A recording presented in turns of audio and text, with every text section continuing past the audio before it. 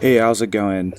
I'm going to take you guys on some laps around Phoenix Rallycross in the VW Beetle with the baseline setup. So this is really for those of you that are just starting, or you've been driving a while and just are looking to find some speed or little tips and tricks here and there. So let's get it.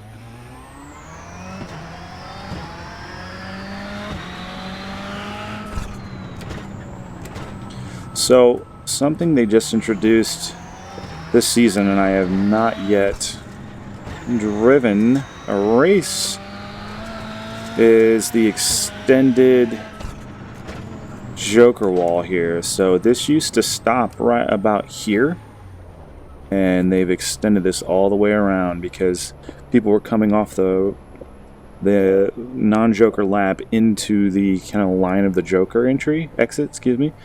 And it was causing all sorts of mayhem, but it was faster, so everyone was doing it. So now that it extends out there, so I haven't come out of the Joker yet to really figure out the best approach there, but let's take a slow lap here and just let you know what's going on. I'm usually coming through here, 6th gear, using this as my apex and braking just before the tire bollard there. I like to stick in the middle, so I'm downshifting. I usually don't like to go much less than 3rd unless I overshoot a little bit, and then I'll come down in a second and kind of help it turn. And you basically want to try to keep this thing straight line and run over this little curb here. And some people like to swing out a little bit here and kind of ride this wall on the inside, usually up to 4th, 5th. I like to go in 6th, heading towards the jump. Keep this. This is a weird jump because you're turning into it, but I'm riding my brake, dragging my brake, and taking it nice and easy in 6th. You don't want to overshoot this thing because you'll end up in these tire walls over here, or bouncing off the walls, or doing all kinds of weird stuff. Breaking your car is pretty common here, coming off of that jump. But essentially what you want to be doing is coming down in 6th, dragging the brake, maybe 5th even. You're kind of lining up with this tire bollard, getting a little bit of rotation, and then you want to come in here. You can kind of see where I wore out the dirt. Come in here just a little wide, because what you want to do is you want to kind of apex right here. And I'm coming down into 3rd about right here, and I'm getting back up into 4th. You don't want to be in too low of a gear here. So you'll kind of see my tire wear here. I'm swinging out, and what I'm trying to do is I'm aiming to kind of apex with this tire bollard, but what everyone wants to do is grab this little bit of grip on this little curb. So coming up to 5th, and then you want to stay tight there, straight line into here, boom, and then you're up to 6th, and away you go. 1 minute. So let's speed this up a little bit. 0.76.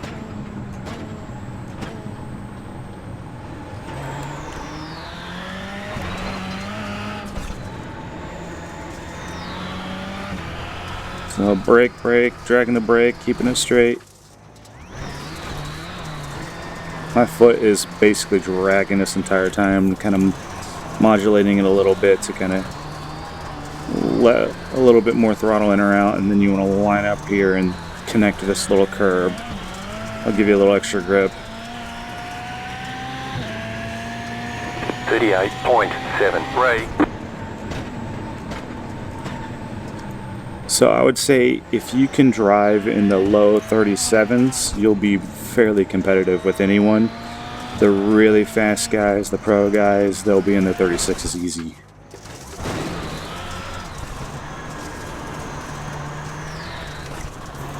So what I'm showing you here gets me pretty consistently low 37s. I can get into the upper 36s if I have a really good lap.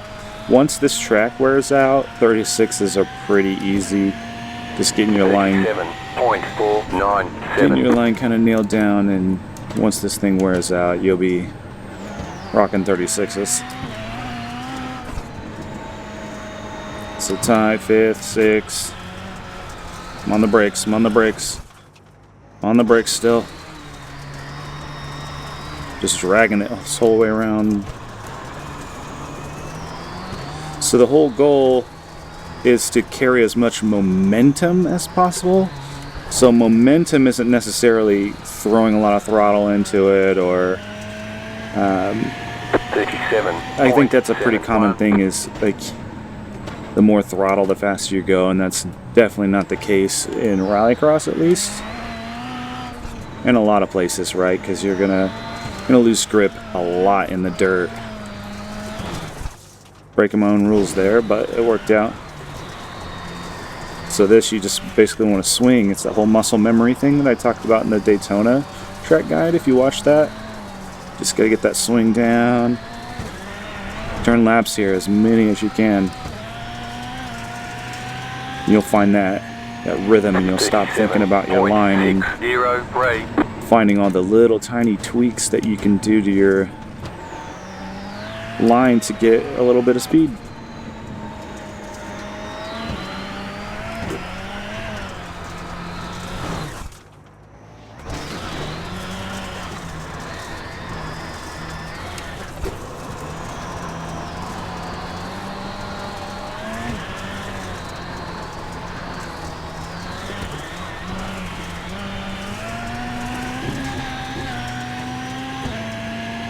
Pretty quick lap there for you. Let's run through this Joker. That's one thing I didn't do at Daytona, but Daytona is so simple. So Joker X is here. Entry, excuse me. I brake right after the stand there where the shadow kind of lays down. And I haven't quite figured out what the best line of attack here is. You got a lot more grip, but you don't want to get too crazy there and miss the exit. I mean, that's going to be tight with traffic. 34.457. So hopefully that's not any worse than what we had before.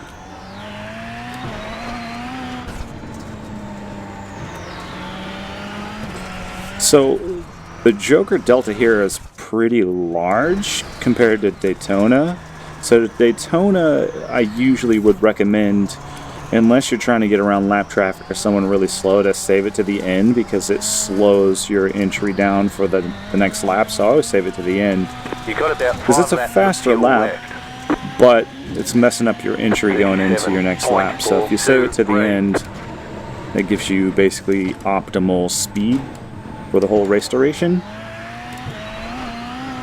But like I said, you want to kind of use it as strategy, like if you need to get around somebody, or sometimes I take a Joker to kind of freak somebody out that I'm racing with. So maybe I'll take it early just to like get ahead of them or something and get in their head. So just things to think about with the Jokers.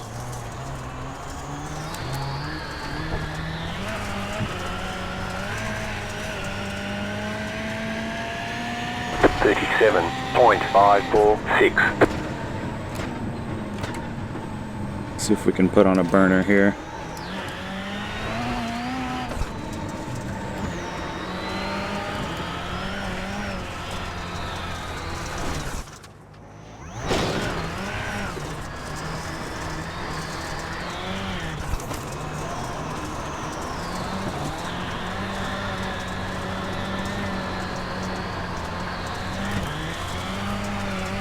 Not as fast as my Ghost. Oop. Drag your brake a little bit there if you start swinging wide. That'll help you keep it straight. 37.483. So, one thing that I wanted to kind of start talking about with these track guides is just some passing opportunities in these tracks. So the best one that I have found is you want to come in up here if someone's in front of you and kind of swing underneath them and take the inside line, so they'll be kind of like pushing out right here wide, and you can just sneak underneath them, and then you take the inside coming out, and then this is so tight you're gonna have the line out of there, and they're gonna have to give you room. You have about 2 laps Starts of fuel here left. are kind of crazy, so with this little kink, it gets 3-4 wide craziness. Everyone likes to try to pass right here, and I would not recommend it in turn or in the first lap, or in general. It's really hard to pass there, but you can do it. But anywhere else in the inside of this track, I would highly recommend avoiding. Don't try to pass on the jump or any of that. Half this track is this turn anyway, so it's really good passing opportunity track compared to Daytona, for example, especially Daytona Short, which is so tight.